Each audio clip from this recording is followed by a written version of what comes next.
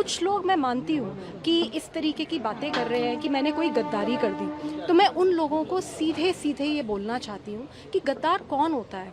गद्दार वो होते हैं जो अपने मूल सिद्धांतों से परे हट जाएं। अरविंद केजरीवाल जी ने पूरे देश से और पूरे आंदोलन से गद्दारी करी।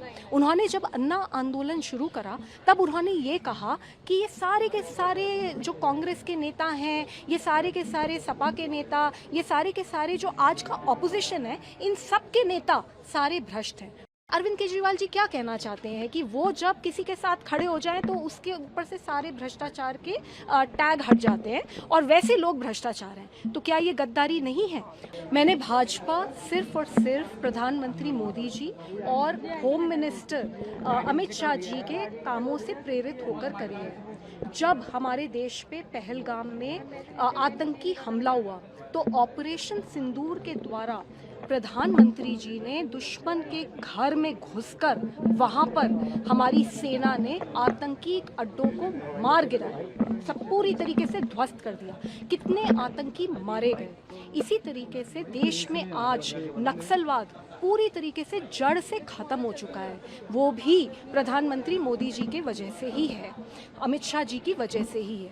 ट्रिपल तलाक जैसा कानून हमारे देश में लाया गया जिससे ट्रिपल तलाक बैन किया गया। इसी तरीके से विमेन रिजर्वेशन बिल जो बहुत ही ज़रूरी कानून था उसको भी लाया गया और उसके लिए भी बहुत प्रयास करे गए। ऐसे बहुत सारे काम किए जा रहे हैं इस देश में जिनसे इंस्पायर होकर मैंने भाजपा ज्वाइन करी है। कुछ लोग मैं मानती हूँ कि इस तरीके की बातें कर रहे हैं कि मैंने कोई गद्दारी कर दी, तो मैं उन लोगों को सीधे सीधे ये बोलना चाहती हूँ कि गद्दार कौन होता है। गद्दार वो होते हैं जो अपने मूल सिद्धांतों से परे हट जाएं। अरविंद केजरीवाल जी ने पूरे देश से और पूरे आंदोलन से गद्दारी करी।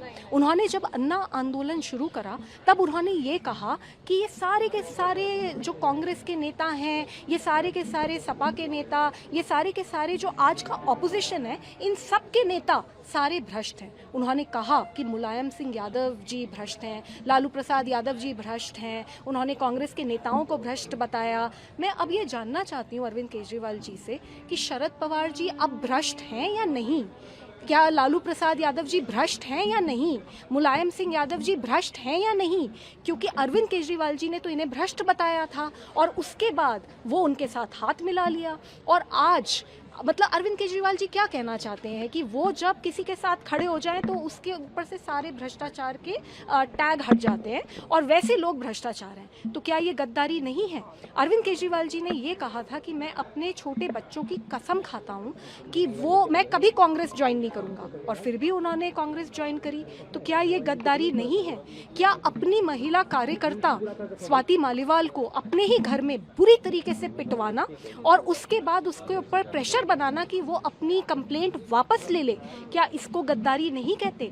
जिस आदमी ने मुझे मारा पीटा उसको Z+ सिक्योरिटी देके अरविंद केजरीवाल जी ने भगवंत मान के चीफ एडवाइजर बना दिया है। क्या ये गद्दारी नहीं है? क्या पंजाब से ये गद्दारी नहीं है?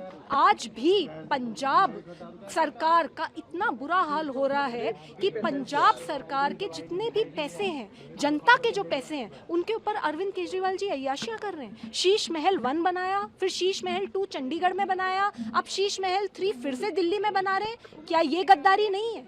तो मैं ये मानती हूँ कि गद्दारी शब्द उनके लिए इस्तेमाल किया जाना चाहिए जिन्होंने लोगों की जो आस थी आंदोलन से, अरविंद केजरीवाल जी से, वो तोड़ी है। आज अरविंद केजरीवाल जी का नाम पूरे देश में इस्तेमाल किया जाता है झूठ के लिए, फरेब के लिए, गुंडागर्दी के लिए और भ्रष्टाचार के लिए, और मैं ये मानती हूँ कि इससे बड़ी गद्दारी नहीं हो सकती।